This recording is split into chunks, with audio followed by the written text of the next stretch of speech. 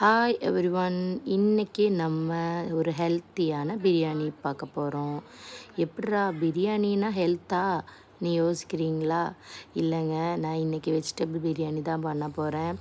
ஆயிலும் கீயும் சேர்த்துக்குங்க. நல்லா சூடாகி வரும்போது நம்ம ஆனியன் அண்ட் க்ரீன் சில்லி பச்சை மிளகாய் ஆட் பண்ணிக்கோங்க. அதை நல்லா சொட்டாகி வரும்போது ஜிஞ்சர் கார்லிக் பேஸ்ட் அண்ட் புதினா மல்லித்தலையை ஆட் பண்ணிக்கலாம். அது நல்லா அதுவும் வணங்கி வரணும். அதுக்கப்புறம் தக்காளி குட்டி குட்டியாக கட் பண்ணி போட்டுக்கலாம்.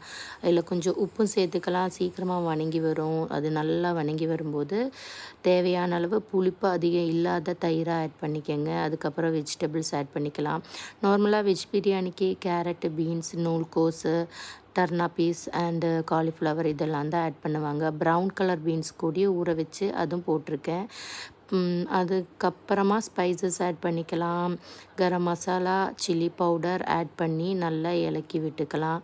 ஃப்ரெண்ட்ஸ், லெமன் ஜூஸ் நம்ம ஆட் பண்ணணும். இதுக்கப்புறமா கொஞ்சம் லெமன் ஜூஸை ஆட் பண்ணி தேவையான அளவுக்கு தண்ணியை ஊற்றி நம்ம குக்கரில் தான் வேக வைக்க போகிறோம். அதுக்கப்புறம் தான் பிரியாணி போட்டில் வைக்க போகிறோம். நீங்கள் தண்ணியை அளவு ஊற்றும்போது தயவு செஞ்சு ஞாபகம் வச்சுக்கோங்க. ஏன்னா ரைஸ் போடும்போது கரெக்டான தண்ணி நமக்கு ஞாபகம் வேணும். அப்போது இதுதான் நம்ம பிரியாணியோட பார்ட் 1 ரெசிபி. பார்ட் 2ல் நம்ம பிரியாணியோட நெக்ஸ்ட் வீடியோ போட போகிறோம்.